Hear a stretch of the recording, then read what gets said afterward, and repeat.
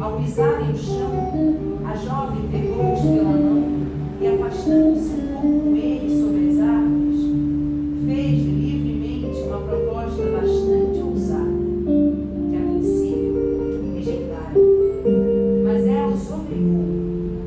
de novas ameaças a aceitá-la. Depois de ter obtido dos dois nobres o que desejava, notando que trazia cada um anel no dedo, exigiu-os.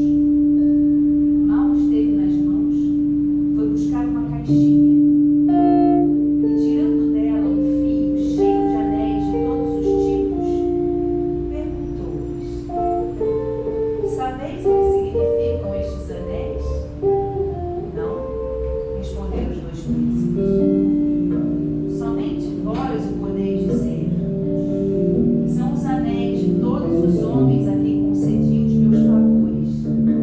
98, que conservo como lembrança.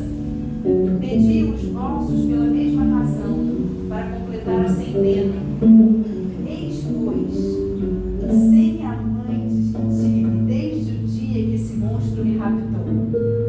Apesar da sua vigilância e da sua precaução, pouco me importa que encerre naquela caixa de vidro e me oculte no fundo do mar, porque nunca deixo de enganá-lo. Vedes, portanto, que quando a mulher tem um propósito, não há marido nem amante capaz de lhe impedir sua realização. Os homens fariam bem em não proibir nada às mulheres. Seria o melhor meio de torná-las sensatas.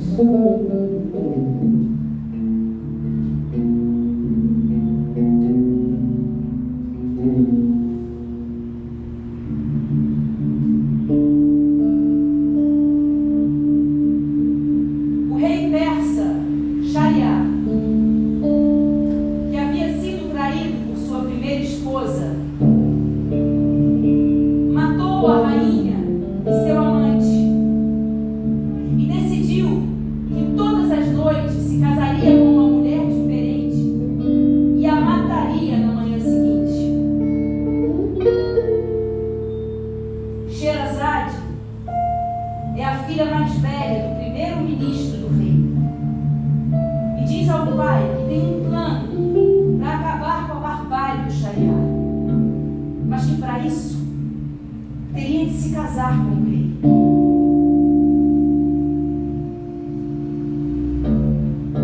Horrorizado, o pai insiste para que a filha desista da ideia, mas Sherazade está decidida a acabar de vez com a maldição que aterrorizava todas as mulheres da cidade.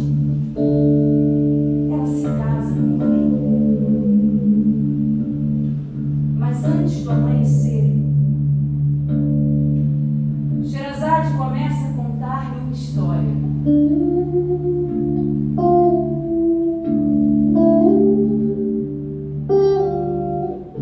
Soberano permanece atento, visualizando mentalmente todas as cenas de aventuras e romance descritas pela esposa.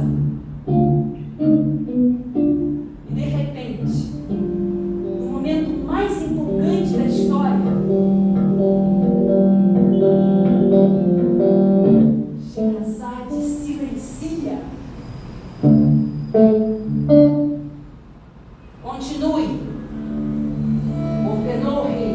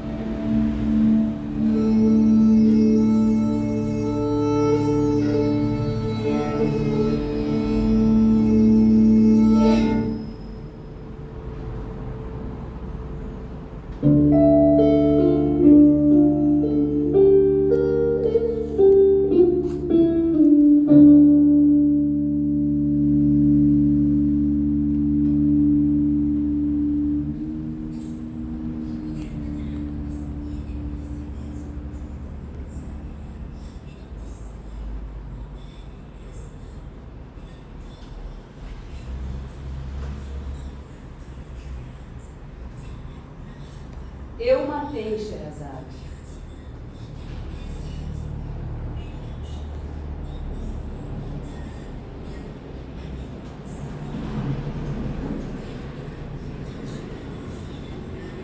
Caros ocidentais,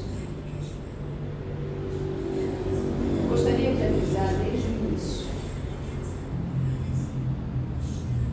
Não sou conhecida por facilitar a vida de ninguém. Se está aqui esperando respostas que supõe já saber ou ficar tranquilos com seus preconceitos anti-árabes, é melhor parar por aqui.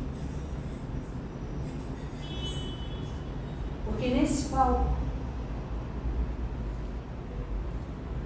eu vou fazer de tudo para te decepcionar. Como? Embora eu seja chamada mulher árabe, eu e muitas outras como eu não uso véu. Não sou subjugada, não sou analfabeta, nem oprimida. E certamente eu não sou submissa. E por fim, embora eu seja chamada mulher árabe, eu não moro numa tenda. Não ando de camelo. Não pratico reserveiro.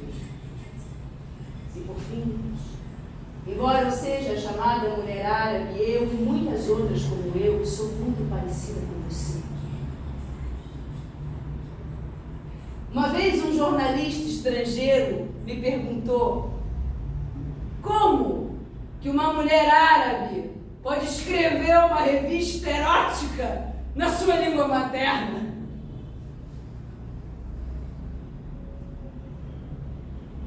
Você teve alguma precursora na sua família?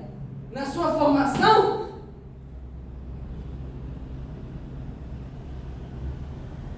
Nós aqui do Ocidente não estamos familiarizados com a possibilidade de haver mulheres árabes liberadas como você.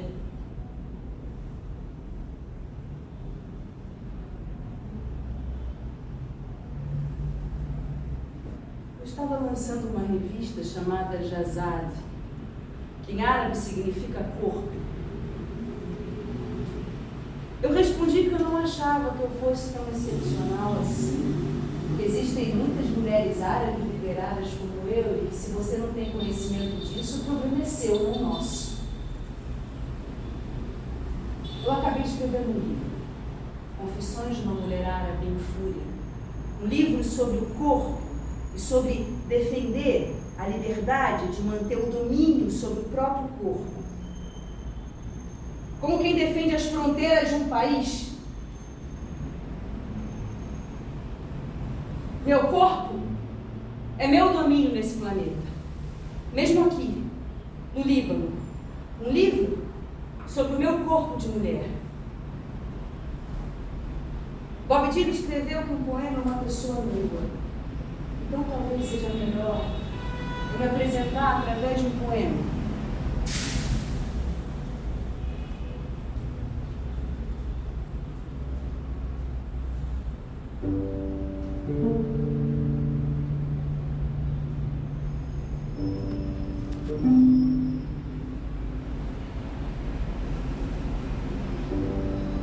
Eu me chamo Jumana, sou uma escritora libanesa. Sou os gritos da minha mãe me parindo e os gritos dela parindo a si mesma. Seu ventre me libertando para sair, seu suor atingindo a minha potencialidade. Eu sou os olhos de toda a família sobre mim.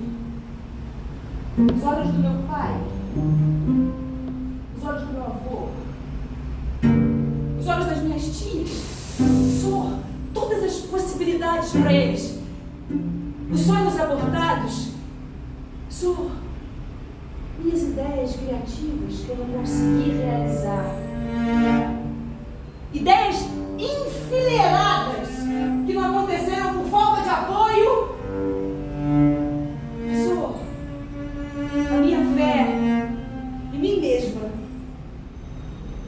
depender da ajuda de ninguém. Senhor, meu cansaço de tentar. A minha luta para furar espaço, para existir. Senhor, o casamento inabilitado que me fazia chorar toda vez que eu usava. E isso tudo aperto que ainda me faz chorar. Senhor, o triste buraco da minha professora. Senhor, minha fé de quando criança, que a terra girava em torno do meu coração, e o meu coração girava em torno da lua. Senhor, as rugas da minha avó, que cometeu suicídio. Senhor, a minha testa encostada no seu colo ausente.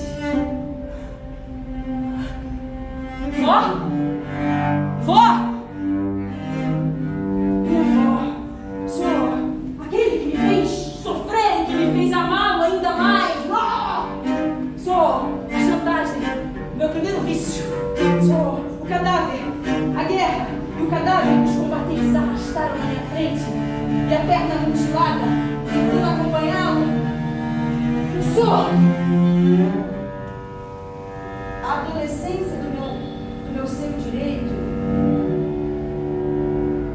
e a sabedoria esquerdo,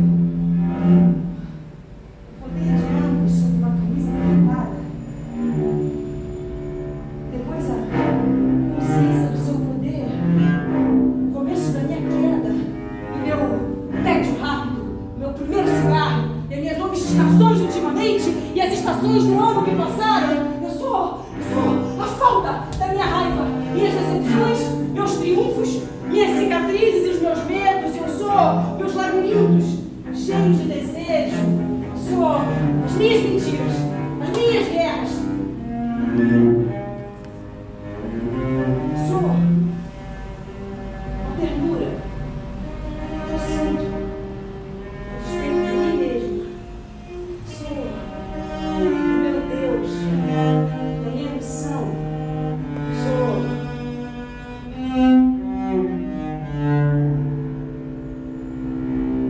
as minhas ausências, cheias dos meus mortos. Sou meu morto que nunca dorme, meu assassino que nunca dorme.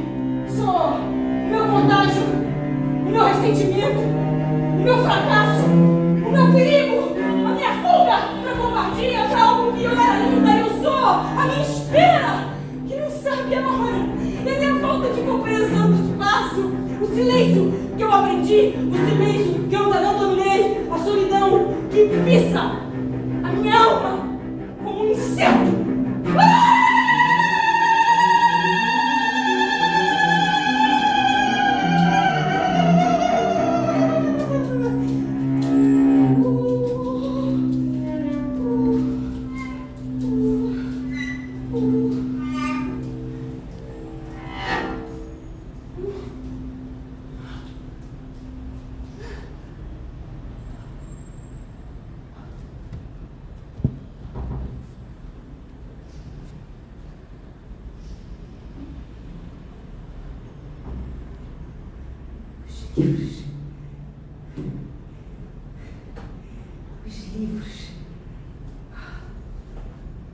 Os livros são o único lugar no mundo onde dois estranhos podem se encontrar em termos muito íntimos. Considere a questão um problema simples de matemática. 2, 3. A e B, separados por continentes e séculos, mas que estão viajando, um na direção do outro, no mesmo trilho. Estão fadados a se encontrar em algum ponto, no tempo e no espaço.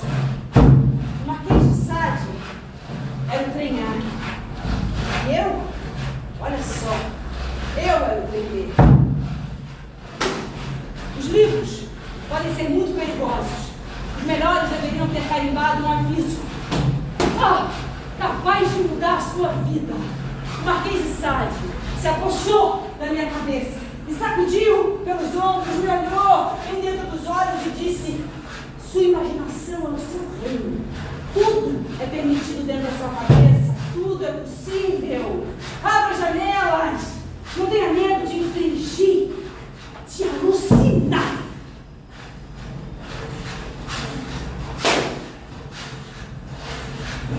Eu vou punir. E não tinha volta.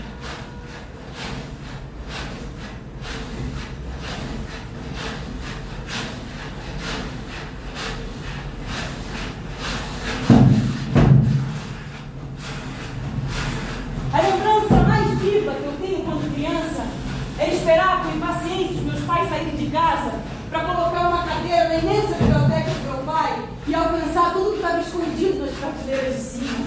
Toda vez que eu tinha a chance de ficar sozinha, eu achava que só tinha duas coisas nesse mundo que valiam a pena.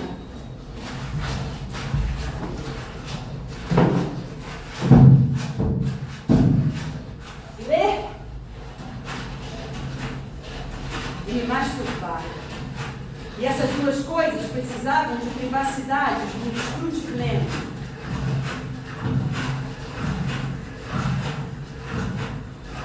Você fecharia? Eu já fechei.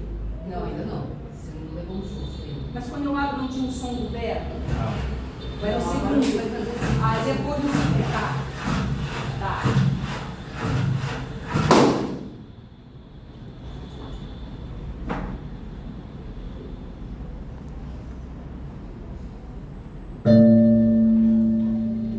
Filosofia da alcova.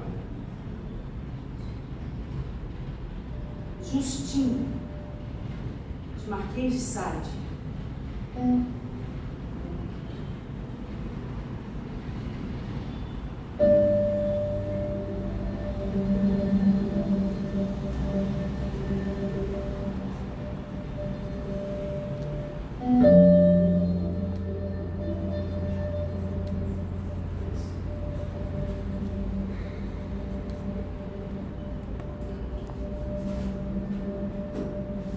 Masturbar-se, minha amiga,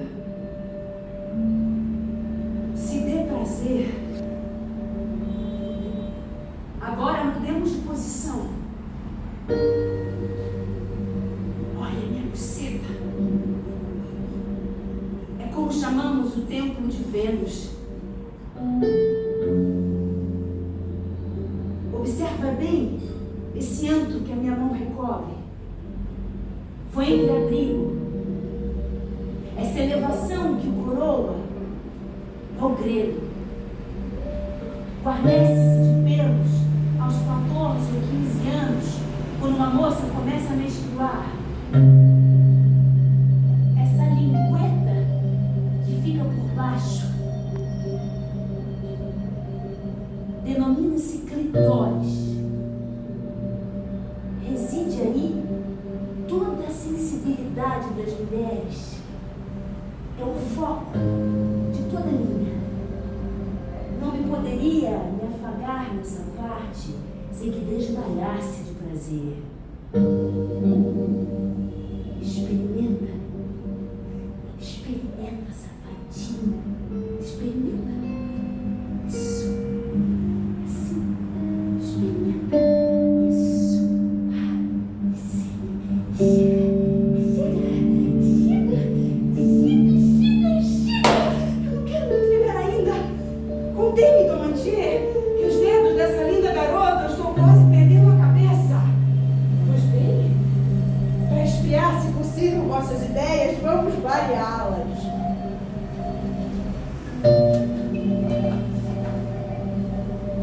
Contente-vos que ela sozinha se entregue, assim, nessa posição. O seu lindo cu vai ficar sobre as minhas mãos. Vou friccioná-lo levemente com o dedo. Soltai-vos, Eugênie. Abandonai vossos sentidos ao prazer. Que ele seja o único Deus da vossa existência e somente a ele. Uma jovem deve sacrificar tudo. E nada aos seus olhos deve ser mais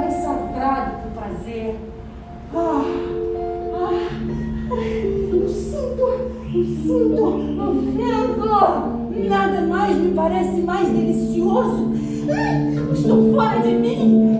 Eu não sei mais o que eu digo ou o que eu faço. Que essa embriaguez tomou conta de mim.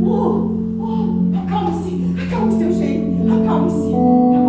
Agora eu vou ensinar-te uma nova maneira de mergulhar uma mulher na mais extrema volúpia.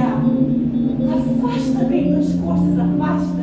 Isso, assim, desse modo. O seu lindo cu fica pra voz do manchê, chupaio. Enquanto que o que sobra da sua buceta vem pra minha língua. Isso. Ai, como é bom beijar esta penugem nojenta. Agora eu posso ver o seu grelo já bastante sensível. Como te mexes bem? Diz-nos o que irás sentir quando vossas línguas se introduzirem ao mesmo tempo nos teus dois orifícios.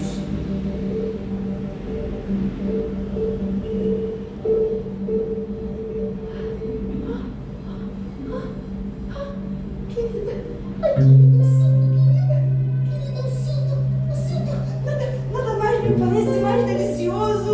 Eu estou fora de mim. Eu não sei mais qual de vossas línguas mergulha-me em maior delírio.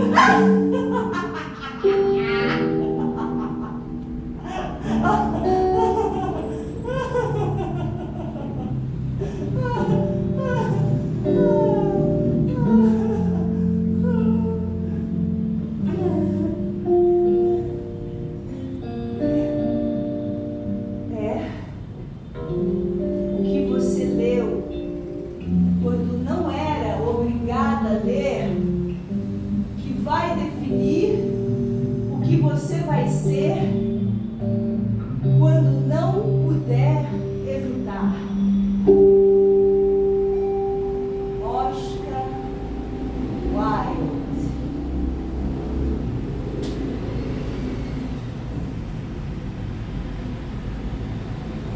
Gostoso.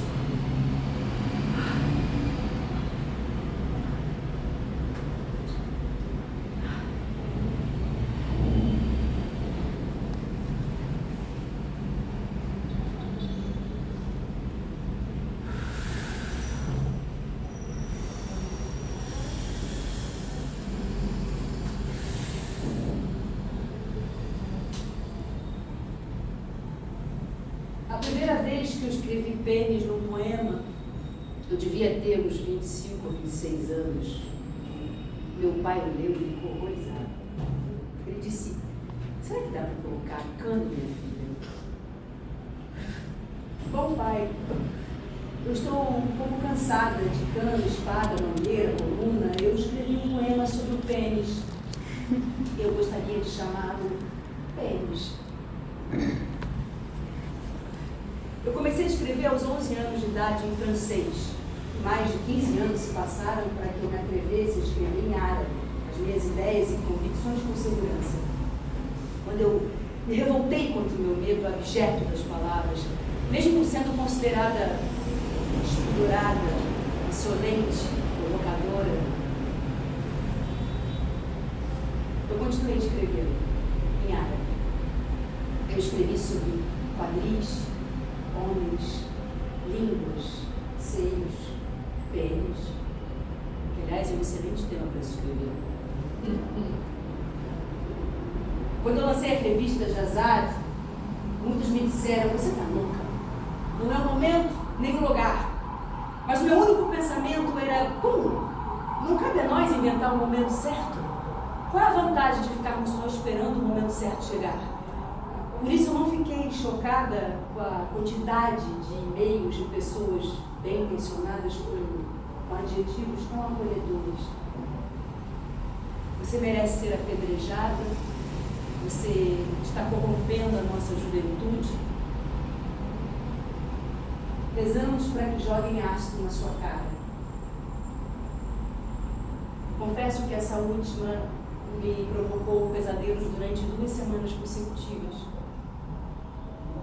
Mas por incrível que pareça, apesar de toda a violência assustadora, eu me mantive firme e imune a quase todos os ataques. Meu pai escondeu a revista depois da publicação e rezou fervorosamente para que ninguém da família descobrisse os meus devaneios e pensamentos escandalosos. Ser escritora no país árabe significa muitas vezes escrever em código, por exemplo. Um amante se torna um bom amigo. Um pai estuprador é o pai da pobre menininha que mora ao lado. Ser escritora no país árabe significa muitas vezes se impor uma autocensura rigorosa, muito pior do que qualquer censura oficial. Se eu escrevo sobre sexo, corpo, os desejos, as necessidades, eu não escrevo para excitar os meus leitores. Eu não sou o informe do mundo árabe, como me acusam os críticos, mas para ser fiel ao que eu sinto. Para ser fiel ao que eu sou. O primeiro poema que eu escrevi em árabe chama-se Minha Liberdade.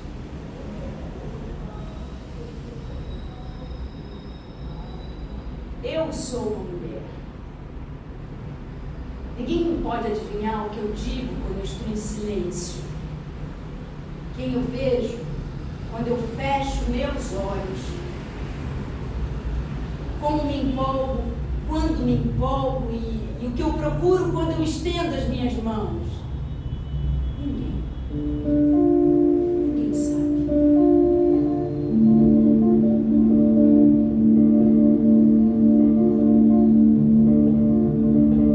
Quando eu tenho fome, quando viajo, quando ando, quando estou perdida, ninguém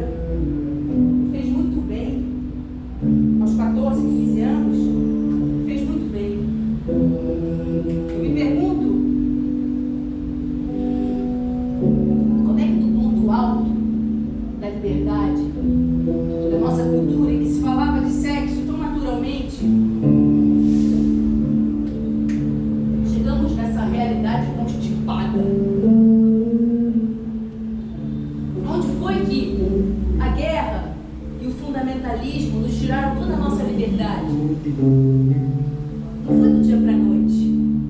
Foi um meticuloso e longo processo.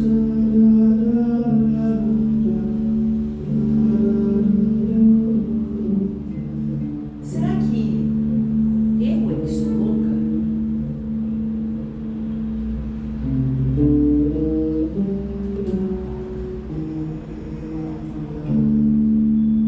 Considere as palavras do iraniano Ayatollah Khomeini, um dos mais famosos sacerdotes islâmicos do século XX, extraídas do seu livro Tahrir al-Wasila, ou Desvie do Caminho. O homem não deve ter relações sexuais com a sua esposa antes dela ter 9 anos de idade, seja de forma regular, seja de vez em quando.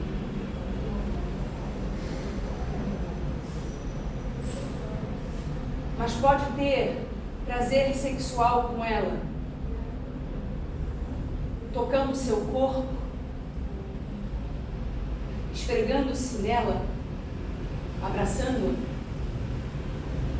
mesmo que ela seja apenas um bebê. Se ele a penetrar sem a deflorar, não tem nenhuma responsabilidade sobre essa criança.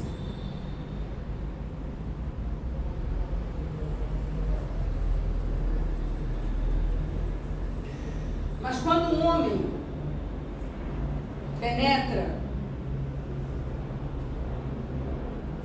e deflora um bebê,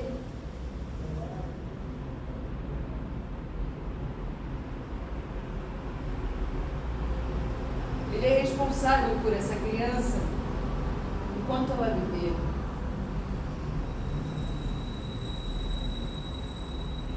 E vem me falar em depravação porque eu edito uma revista de corpos de mulheres adultas. Nem vamos mencionar a mutilação genital feminina e seu objetivo depravado de privar as mulheres do seu direito ao prazer, nem do aumento absurdo de estupros de crianças dentro das suas próprias casas, nem dos projetos de leis que criminalizam meninas grávidas, vítimas de estupro, com uma pena muito maior do que a dos seus estupradores, nem de casamentos pré-arranjados de meninas tão pequenas que mal sabem brincar de casinha, nem das leis que proíbem mulheres de falar e cantar nos seus próprios países. A lista de horrores e injustiças é longa demais.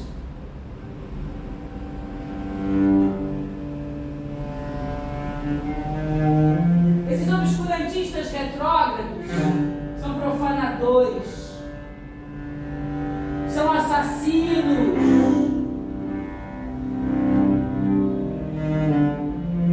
são ladrões, e para coroar, são burros. E esse talvez seja o maior golpe contra a nossa identidade.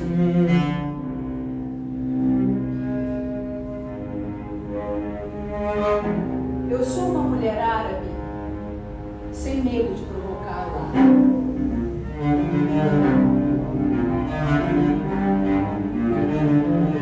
Os obscurantistas estão se multiplicando em nossa cultura como cogumelos no verão. E nos deparamos com a sua sombra em toda parte, em toda questão.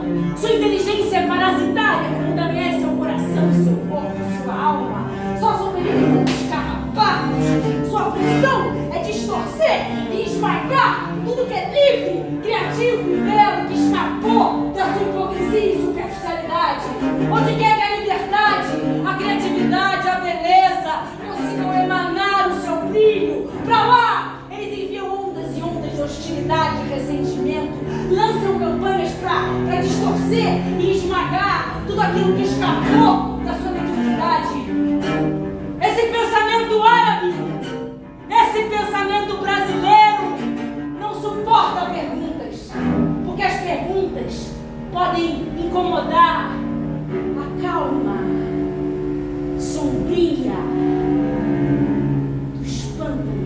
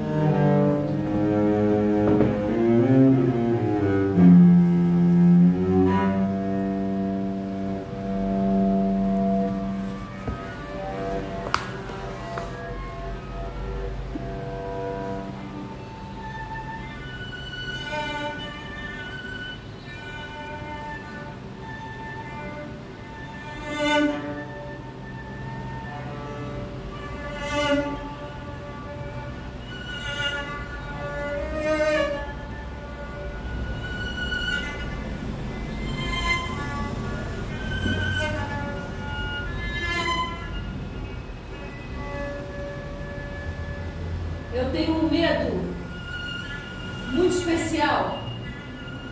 Eu tenho medo de um som de assobio. Toda vez que ouço, meu coração dispara, me dá calafrio sempre que ouço. Ainda hoje, eu olho para o horizonte em pânico para ver de onde a bomba está vindo e se ela vai cair na minha cabeça ou na cabeça dos meus entes queridos.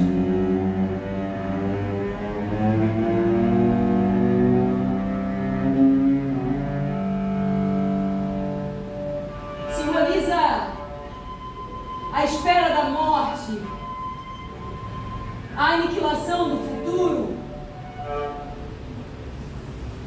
E esse som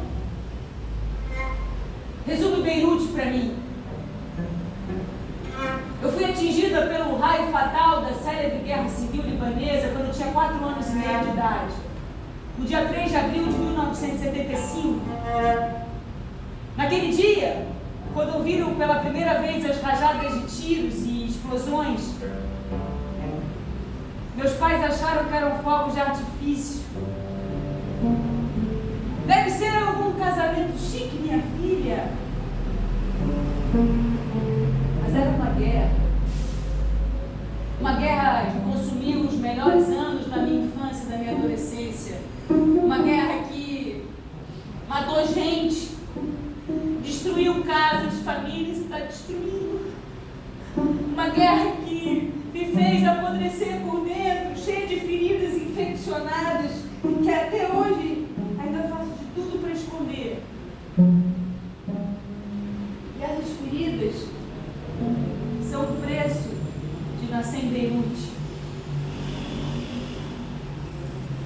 Às vezes me fazem perguntas sobre questões de identidade, sobre me sentir parte de alguma coisa, me sentir parte de algo maior, me sentir parte de algum lugar. Eu nasci num país que me odeia e que expressou esse ódio de muitas formas repulsivas. Eu não quero fazer parte desse lugar. O meu lugar favorito no mundo é dentro da minha cabeça.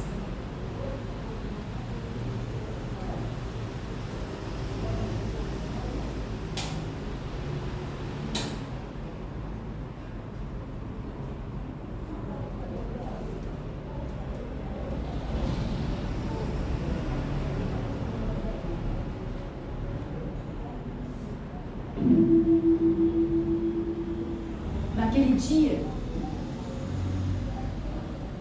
Quando a minha mãe recebeu fortemente spray de pimenta nos olhos, ela era asmática e começou a ofegar por ar. Eu peguei na sua mão, conseguimos correr e conseguimos chegar em casa antes de sermos presas. Muitas não tiveram a mesma sorte que a gente. Enquanto eu lavava o rosto dela com água, nossos olhos se encontraram no espelho do banheiro e sorrimos uma para a outra. E por trás de toda a vermelhidão, inchaço e dor, atrás dos olhos dela eu pude ver um fogo que esperava tanto tempo para ser aceso. Um fogo contido, escondido, mas que estava muito vivo. O mesmo fogo que me ensinou a mim e aos meus irmãos a importância de se lutar pela liberdade e dignidade de alguém. O mesmo fogo que me protegeu da doutrinação religiosa e de toda a sua lavagem cerebral. Meu pai disse: a sua mãe me salvou do desespero, do cinismo, da mediocridade de acreditar que nada vai mudar e que é isso o que merecemos.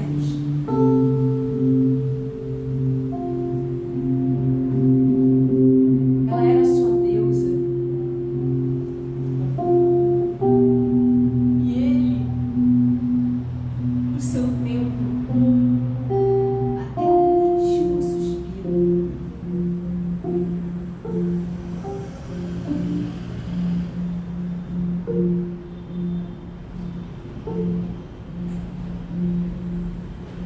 Eu sinto que nos anos de resistência, de reivindicação do direito de continuarmos vivos, de sermos quem somos, de sermos livres, a nossa vontade realmente move montanhas. Vontade e poesia, no meu caso, move montanhas. Será que existe mesmo essa entidade chamada numerária? Acreditem quando eu digo que eu mal represento a mim mesmo. Existem muitas artistas, professoras, pensadoras, cientistas e donas de casa que, apesar dos inúmeros desafios, ainda assim conseguem resistir. Porque nós temos unhas por uma única razão: cavar. E cavar mais fundo. E rasgar a pele generalizadora, sensacionalista, e estender a mão para o que está além da superfície brilhante. Porque os véus existem em muitos modelos e texturas. Há o véu da ilusão, o véu do repúdio, o véu do medo, o véu da mensagem política tendenciosa, o véu do julgamento tacanho, e o mais perigoso de todos, o véu do símbolo falso, fabricado pelo mau uso das redes sociais e pela mídia.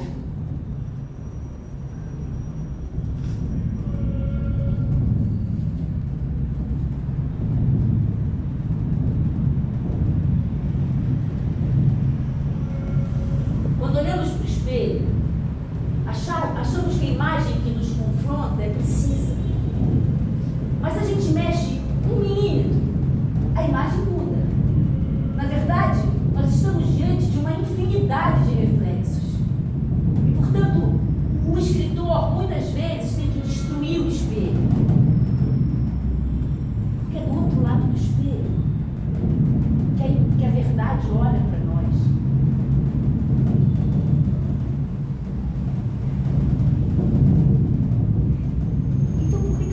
Sherazade, você deve estar se perguntando. Sherazade, eu nunca fui muito fã dela. Sherazade é constantemente exaltada em nossa cultura por ser uma mulher ardilosa, inteligente, a ponto de salvar a própria vida, subornando o homem com as suas histórias intermináveis das 1001 noites. Eu nunca gostei desse lance de subornar o homem. Eu acredito que envia para as mulheres uma mensagem errada, tipo, persuada os homens. Dê a eles coisas que você tem e eles queiram, pois assim a pouparão.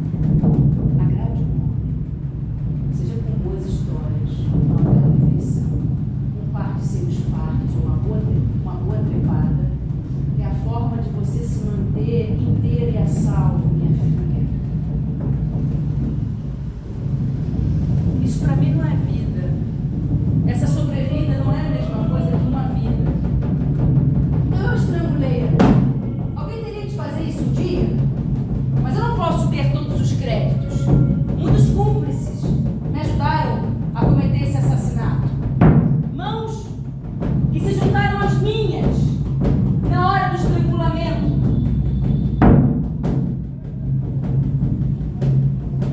Eu matei Sherazade com as mãos de todos os homens que, de formas diferentes, sob várias máscaras, tentaram cortar minha garganta.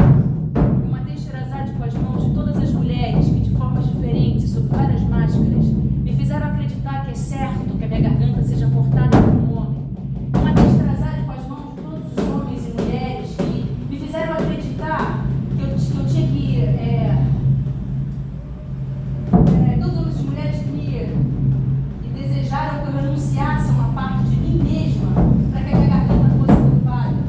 Eu matei Sherazade com as mãos da minha mãe, que não queria que eu tivesse a mesma vida que a dela e que deixou isso claro para mim desde o início. Eu matei Sherazade com as mãos do meu pai, que de ter medo por mim passou a ter orgulho de mim, mas a estrada entre uma coisa e outra tem sido muito dura. Eu matei Sherazade com as mãos do médico que me bateu, e todos que me bateram tentaram me bater depois disso. Eu matei Sherazade com as mãos do professor de matemática, que me fez acreditar que os homens têm jeito para matemática e as meninas para cozinha. Eu matei Sherazade com as mãos de toda a boneca Barbie, que poluiu a cabeça de todas as meninas de todas as partes do mundo. Eu matei Sherazade com as mãos de toda adolescente que sofreu uma lavagem cerebral que a fez acreditar que os homens só vão gostar dela se elas tiverem pele e osso. Eu matei Sherazade com as mãos de toda modelo da Calvin Klein, de toda namorada do James Bond, de toda pessoa, uma mulher que é tratada como um pedaço de carne em revistas, filmes, telas de TV e na vida real.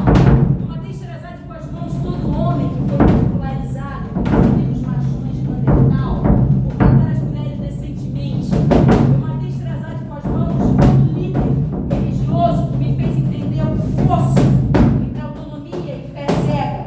Eu matei Sherazade com as mãos de todo amigo que me traiu, de todo amigo que eu traí. Eu matei Sherazade com as mãos de todas as pessoas que eu fui, de todas as pessoas que eu sou, de todas as pessoas que eu serei. Eu matei Sherazade com todo o grito que eu não usei dar, com todo o não que eu não usei dizer ainda. Eu matei a mim mesma. Eu estou disposta a matar tudo, todos, que mesmo remotamente me lembrem ou se pareçam com ela. É melhor que fiquem longe, bem longe de mim. Há uma mulher árabe submissa em mim. Minha vida e minha história não me foram concedidas por ninguém. Eu tenho a minha própria moral. Nem a minha vida, nem a minha história é negociável. Nada vai me deter.